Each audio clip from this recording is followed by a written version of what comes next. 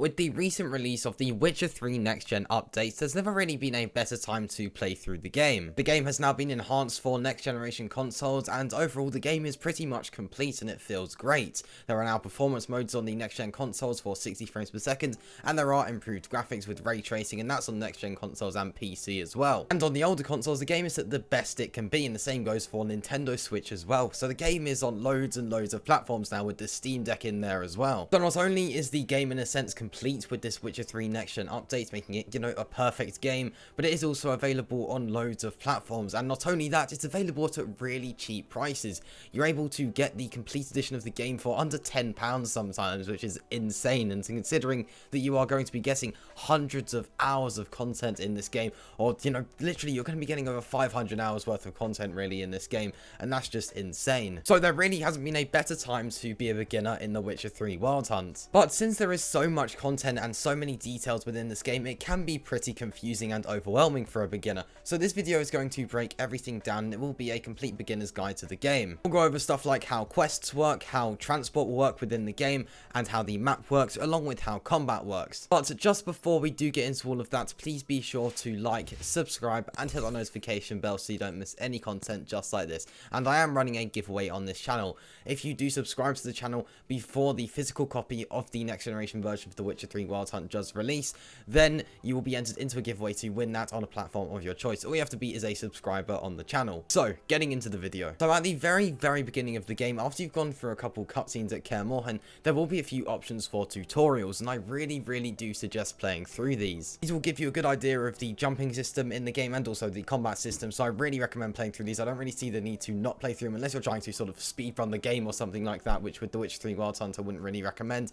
But unless you are trying to do something like that, then these tutorials are absolutely necessary in my opinion. As a beginner, they're crucial. And not only that, they don't take very long at all. You'll be spending maximum of about 5 to 10 minutes in these, so yeah, I would definitely play through these. Now, I have actually done a video going over what you should do at the very beginning of the game, and I will link that video in the description below. It goes over the complete beginning of the game in detail. But after about 30 to 45 minutes at the beginning of the game, you'll be put straight into the open world. Now, since you are thrown straight into the open world, it's worth knowing how quests do work. When you open up the menu, you'll have the option for the main quests, the side quests, the Witcher contracts, and you'll have the treasure hunts. Now, the main quests are obviously the story. This is the main story within the game, and if you just want to complete the game and just worry about the actual story of the game, this is all you're going to want to really play through. Generally speaking, the other missions won't be required to complete the main story. You'll just want to play through those main story missions, and then you'll be able to get through the entire story. Now, when it comes to side quests, you will unlock some side quests just by playing through the story, since with some conversations with certain characters that will lead to certain side quests being unlocked.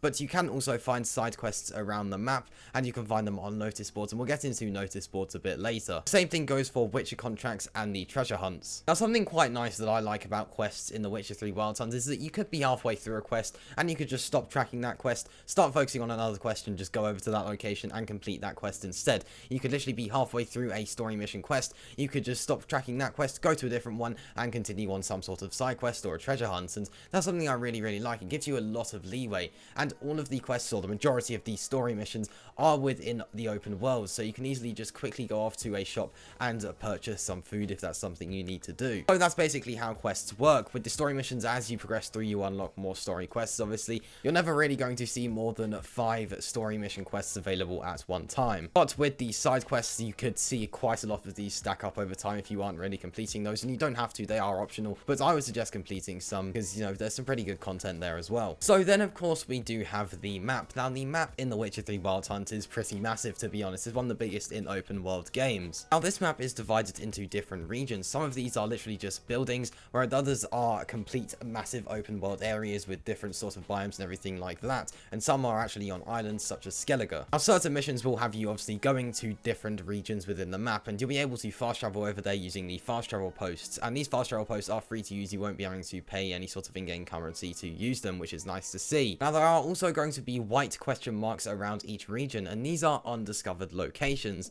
Each of these locations will have an activity asset. These activities can really vary. Some of these could be someone that is trapped and you need to help them. Some of these could be a cave to explore, or it could be a monster nest that you have to destroy. These really do vary, but if you are looking for that 100% completion, then you're going to need to go to each of these undiscovered locations. Now, each location should only take a couple minutes to complete, if that, to be honest, but there are, hundreds of them, so if you did want to go ahead and complete all of them, that could take a little while, but they are there to be completed, and I do suggest completing them if you are, of course, going for 100% completion in the game. And some of these locations do actually have chests at them, and you can get some pretty decent loot out of those, and you could also unlock some new quests from them. So yeah, I would definitely suggest doing some of these, and if you do just run across them when you are in free roam, then maybe go ahead and just complete it, since like I did mention, this literally just takes a matter of seconds or minutes really. Now at each point of interest within The Witcher 3 Wild Hunt, you are going to notice a notice board. This is either going to be yellow or white. If it's yellow, that means that there are some posters at that notice board for you to collect. Some of these are just miscellaneous and they don't really lead to anything,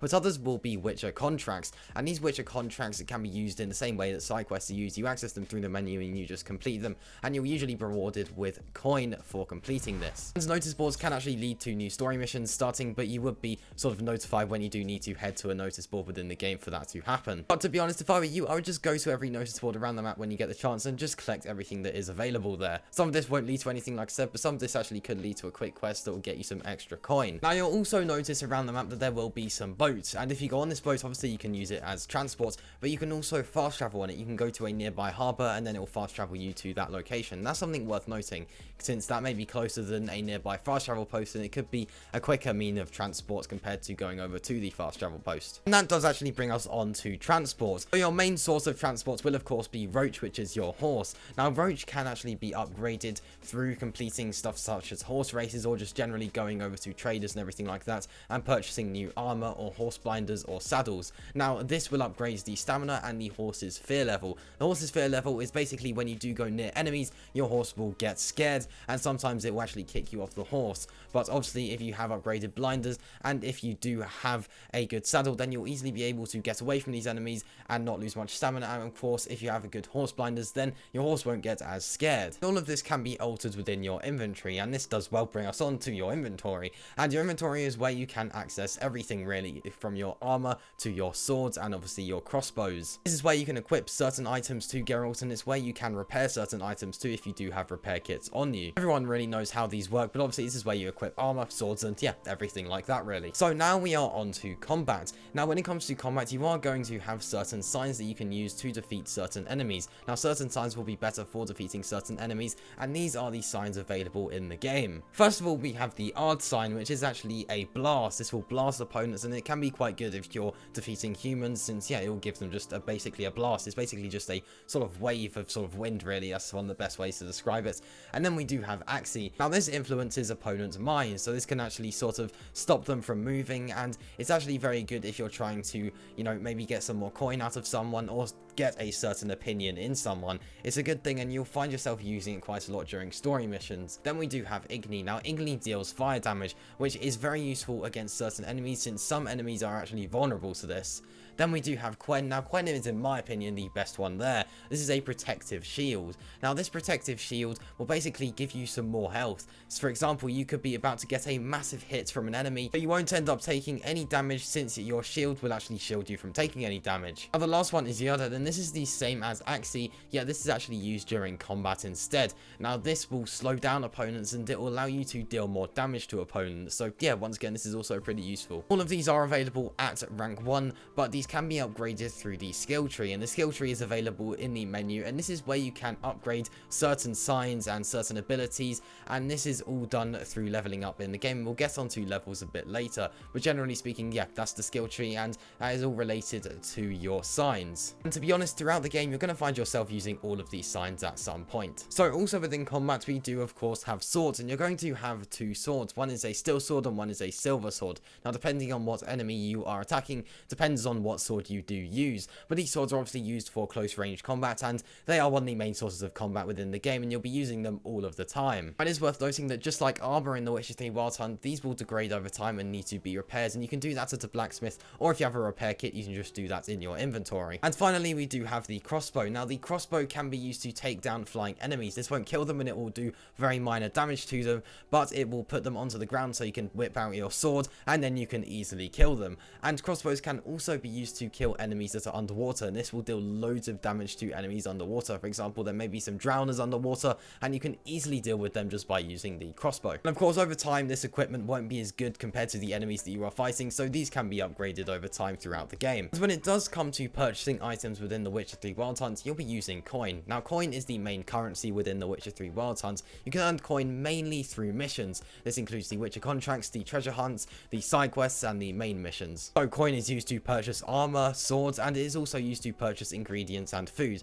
Now, food is one of the main sources of healing within the game. When you do consume food, Geralt will actually be healing himself. So yeah, you definitely want to make sure that you have some of this on you at all times, and it's what I use to heal myself pretty much all of the time, to be honest. It's really easy to use, and it's easy to purchase as well. You can find it pretty much anywhere, and yeah, it's just a great way to heal yourself, really. So next up, like I said, we would get onto, this is the level system. Now, over time in the game, you will level up, and you want to be a high enough level to complete certain missions. For example, you may be level 20, and you're about to go into a story mission which requires you to be level 36. So you're going to want to go through some side missions, or maybe go to some undiscovered locations to level up, to then complete that level 36 story mission with ease. Since if you went into that as a level 20, it's going to be very, very, very challenging, especially if you're on a higher difficulty of the game. So definitely make sure you are matching or almost matching the level of your opponents to be able to defeat them easily. And like I said, over time when you do level up, you will gain experience points which can be used within the skill tree like we mentioned earlier. And finally, I do just want to talk about the two expansions available within the game. There is the Hearts of Stone and Blood and Wine.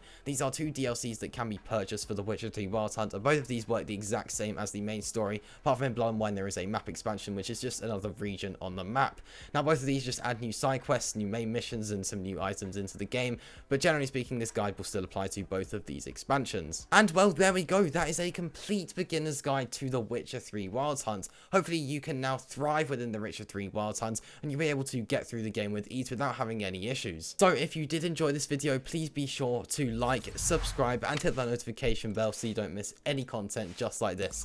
And I do also run another channel. This channel is all about Red Dead Redemption 2 and GTA, and a link to that channel is in the description below. So, I'll see you in the next one. Peace.